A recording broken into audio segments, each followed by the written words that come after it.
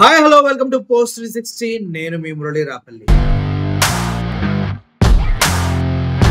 మీ అందరికీ తెలుసు, కాపు నాయకుడు, కాపు ఉద్యమాలలో తనకంటూ మంచి పేరు తెచ్చుకొని కాపులకు అండగా ఉన్న వ్యక్తి ముద్రగడ పద్మనాభం. ఇప్పుడు ఆయన అలా పిలవకూడదు, ఎందుకంటే గత ఎలక్షన్ లో వైఎస్ఆర్సీపీ పార్టీ ఓడిపోతే తన పేరును మార్చుకుంటానని చెప్పి అదే పంతం పట్టుదలతో ఓడిపోయిన తర్వాత ముద్రగడ పద్మనాభ రెడ్డిగా పేరు మార్చుకున్నటువంటి నిబద్ధత కలిగినటువంటి నాయకుడు. నిజం చెప్పాలంటే ఇటువంటి వాయన కడుపున చెడ పుట్టారా వాళ్ళ కూతురు అంటే ఎస్. ఎందుకంటే టీడీపీ గవర్నమెంట్ లో ఉన్నప్పుడు 2014 నుంచి 19 వరకు ముద్రగడ పద్మనాభ రెడ్డి గారి కుటుంబాన్ని నానా చిత్ర హింసలు పెట్టారు. రోడ్ల మీద ఈడ్చుకెళ్లారు. వాళ్ళ భార్య పిల్లల్ని ఎల్ అంటూ తిట్టారు. అటువంటి ముద్రగడ పద్మనాభరెడ్డి ఆ అక్రమాలని, ఆ దౌర్జన్యాల్ని తను స్వయంగా అనుభవించాడు. అప్పుడు ఇలా కూతురు పాపం లేదేమో, పెళ్లి చేసుకుని పోయినట్టుంది, ఉన్నా కూడా ఇప్పుడు ఆవిడ టీడీపీ వారితో కలిసి తండ్రి పైనే గత ఎలక్షన్స్ లో దారుణంగా బిహేవ్ చేసిన వ్యక్తి అనమాట. అయితే ఆవిడ ఈ మధ్య కొన్ని అసత్య ప్రచారాలు చేస్తూ ఉంది. ఎందుకు? ముద్రగడ పద్మనాభం గారికి క్యాన్సర్ వచ్చిందని, ఆ క్యాన్సర్ రావడం వల్ల మా అన్నయ్య సరిగా చూయించట్లేదని, నేనుంటే ఆ బాగా చూపిస్తానని, ఇలా ఏదో సొల్లు బాగా వాగింది ఆవిడ. సో దానికి ముద్రగడ పద్మనాభం గారు కొన్నాళ్ళ నుంచి వెయిట్ చేసి ఇప్పుడు సమాధానం చెప్పడం జరిగింది. నాకు నా కొడుకు మధ్యలో ఎవరు రావద్దు, ఎవరు వచ్చినా కూడా సహించేది లేదు. ముఖ్యంగా నా కొడుకు నన్ను సరిగా చూసుకోవట్లేదు అన్నది అసత్య ప్రచారం. క్యాన్సర్ వచ్చింది అన్నది కూడా అసత్య ప్రచారం. ముఖ్యంగా చెప్పాలంటే నన్నేదో చూసుకుంటాను మిసల్ కన్నీరు గారుస్తున్న నా కూతురు వాళ్ళ మామగారికే ఒంట్లో బాగాలేక క్యాన్సర్ వస్తే నేను విజయవాడలో ఆయన పక్కన 15 రోజులుండి నేను సేవ చేశా. అటువంటి వ్యక్తి నేను నాకొచ్చి నా కూతురు ఇలా చెప్పడం అనేది చాలా హాస్యాస్పదంగా ఉంది. ఆవిడ ఎప్పుడు ఎవరికి ఎటువంటి ఉపకారం చేసిన వ్యక్తి కాదు అంటూ సొంత తండ్రి మాట్లాడుతుంది. నాకు నా కొడుకు మధ్యలో విభేదాలు సృష్టించడం కోసం ఇటువంటి అసత్య ప్రచారాలు చేస్తున్నారు వీళ్ళంతా. నా కొడుకు అభివృద్ధిని తట్టుకోలేకపోతూ ఉన్నారు. ఇప్పుడు ఏదో ఆశించి మాత్రమే ఇటువంటి అసత్య ప్రచారాలు చేస్తున్నారు అంటూ ఆయన సొంతగా ఒక లెటర్ రిలీజ్ చేయడం జరిగింది.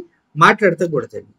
ముద్రగడ పద్మనాభం గారు మాట్లాడిన తర్వాత కానీ అందరికీ అర్థం కాలేదు వాళ్ళ కూతురు యొక్క ఒక్కరి బుద్ధి.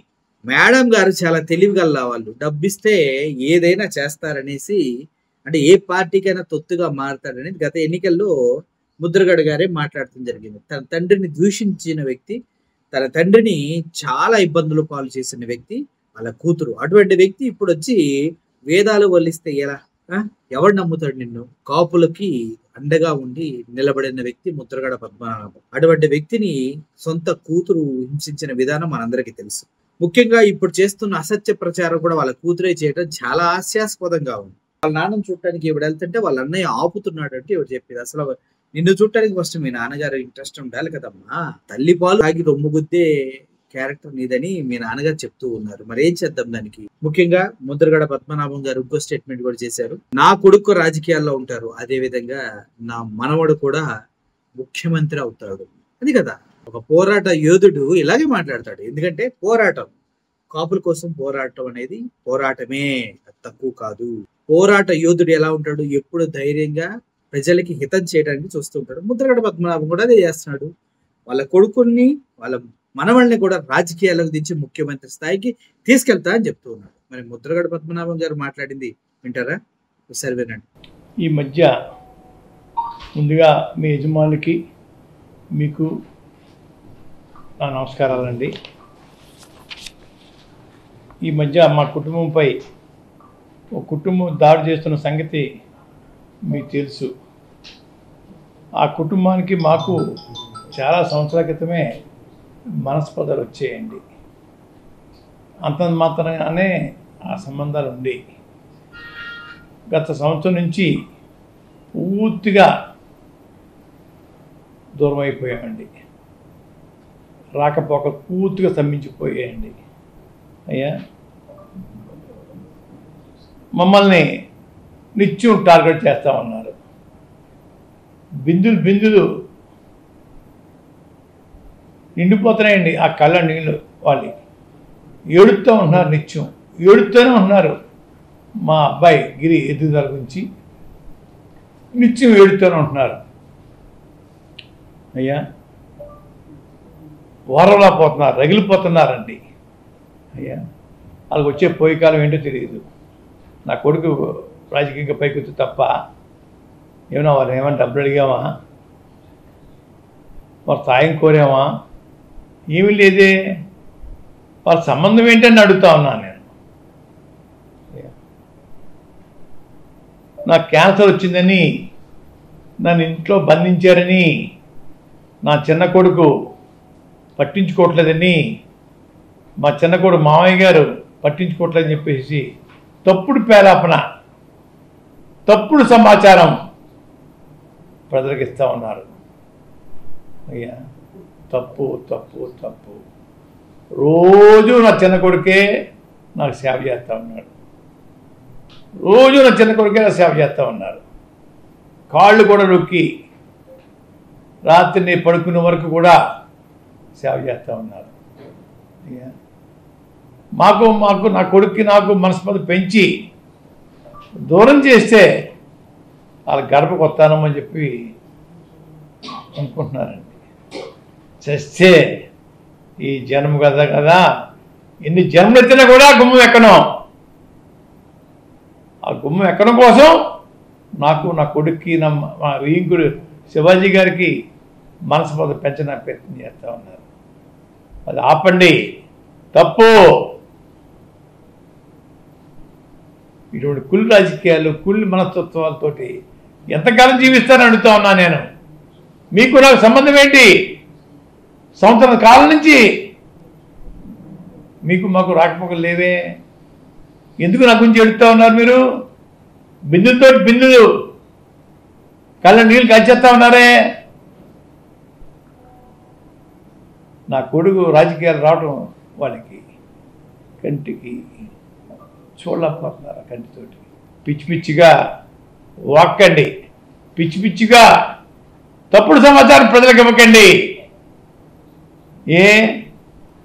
ఈ అమ్మాయి మాంగారికి క్యాన్సర్ వచ్చింది. 3 నెలలు నేను రాజమండ్రి హాస్పిటల్ రోజు వెళ్ళి వైద్యం చేయించాను. ఈ అమ్మాయి 3 వారానికి 10 రోజులు వచ్చి కూడా చూడడానికి అలో అంతే. వీళ్ళు సేవ చేశారటండి తల్లికి.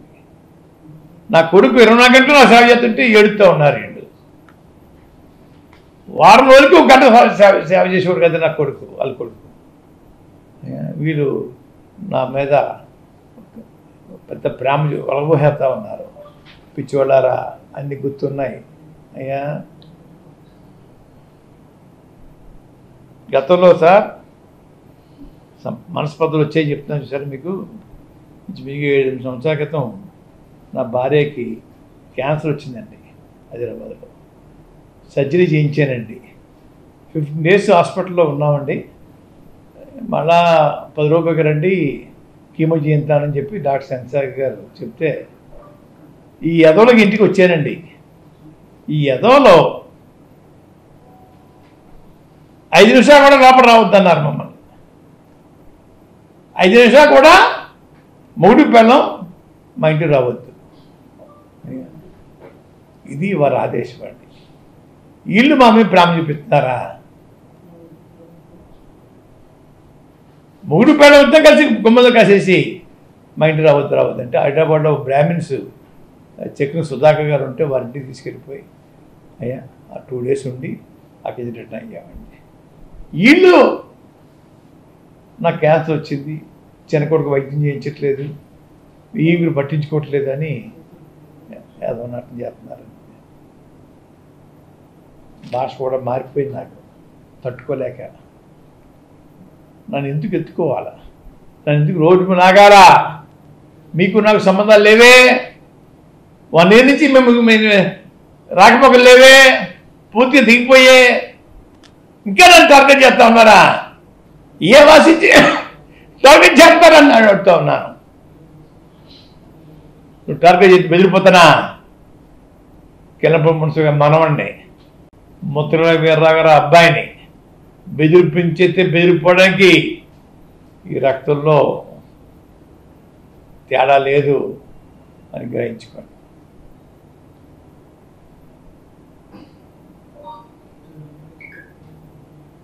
నాకు వయసు రీత్యా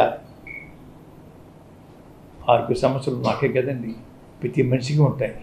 ప్రతి మనిషి రోజు 2-3 మాత్రం మింగుతాడు. అటువంటి మనిషిని నేను అయ్యా దాన్ని బుద్ధతో చూపిస్తూ ఉన్నారు. అయ్యా కొంత మట్టుకి కార్యకర్తలు చూస్తున్నాను, వచ్చి బాగా వెళ్తున్నానండి, పరామర్శకి వెళ్తున్నాను. మొన్న ఒక్క రోజు 4వ తారీఖు ఫంక్షన్కి హాజరు అవ్వలేకపోయింది తప్ప ఏ ఫంక్షన్ మానలేదు నేనండి. నీరసంలో కూడా జగన్గా దగ్గరికి వెళ్ళి కాపాడు వచ్చేవాడిని. వయసు రీత్యా కొంచెం ఇబ్బందులు ఉంటాయి అయ్యా, అందరికీ ఉంటాయండి ఇబ్బందులు, నాకు ఒక్కరికే కదండి అయ్యా. దాన్ని పోతుందో చూపిస్తూ ఉన్నారు అయ్యా. మనం చూశానని మొన్న మా రైల్వే కేసు ప్రభుత్వం తిరగదోరుతుంది గౌరవ హైకోర్టు పర్మిషన్ తోటి అని పేపర్లో వచ్చిందండి.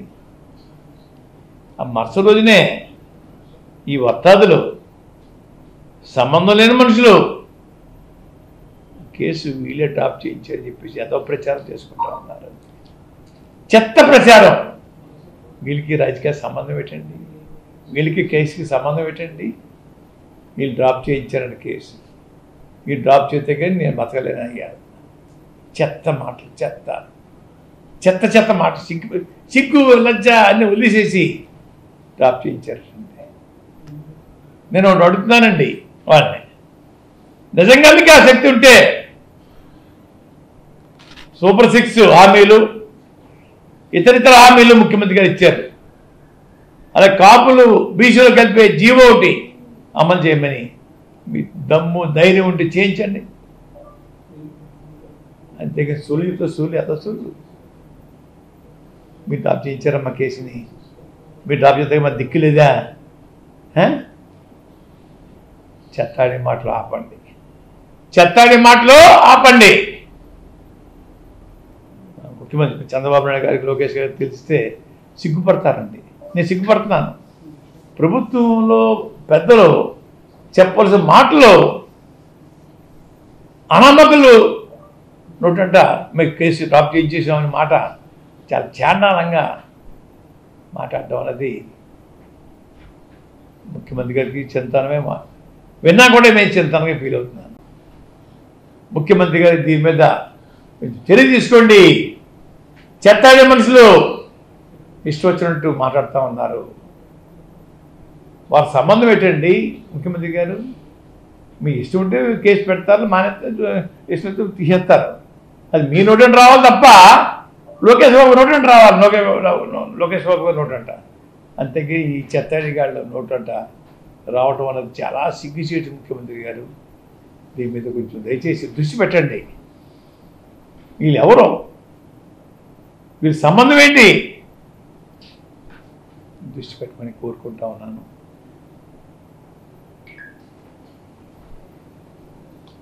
మీ అపాయింట్మెంట్ కోసం, మీ చీప్ పబ్లిసిటీ కోసం దిగజారి బతకండి. దిగజారి బతకొద్దు.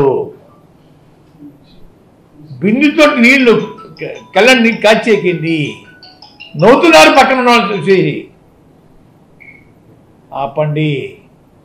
మీకు మాకు సంబంధాలు లేవు. ఈ జన్మ కాదు, ఎన్ని జన్మలు ఎత్తినా కూడా మీకు మాకు సంబంధాలు ఉండవు ఉండవు ఉండవు ఉండవు. అనవసరంగా నా ప్రస్తావన తేకండి. అనవసరంగా నా ప్రస్తావన తేకండి. మీ ప్రస్తావన తేకలేదు, నా ప్రస్తావన తేవాలి. మీరు మీకు సంబంధం ఏంటి అడుగుతూ ఉన్నాను. సిగ్గు లజ్జ ఉంటే వేళ నుంచి ఆపండి. మీ తప్పుడు ప్రచారాలు, కంటి తుడుపులు, ఏడుపులు ఆపండి. గౌరవంగా బతకడానికి ప్రయత్నం చేయండి. చీప్గా బతకడానికి ప్రయత్నం చేయకండి. సార్ ఏ పార్టీ అయినా మధ్యలో ఉండి ఏమైనా చేరుతుందంటారా సార్? నేను ఇంకెవరిని కామెంట్ చేయను సార్. చేసేవాడికి బుద్ధి ఉండాలి సార్. చేయించడం కాదండి, చేసేవాడికి బుద్ధి ఉండాలా. మాకు వాళ్ళకి సంబంధం ఏంటి? మీ ఎందుకు రోడ్డు మీద లాగాయింది అని ఆలోచనతో ఏడాలాళ్ళు.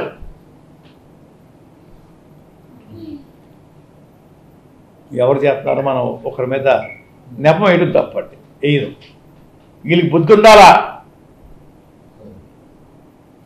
ఆయనకి మాకు సంబంధం ఏంటి, 1 year అయింది కదా, సంబంధం కట్ అయిపోయి అనే ఆలోచన వీళ్ళకి ఆడాలండి. విన్నారు కదా.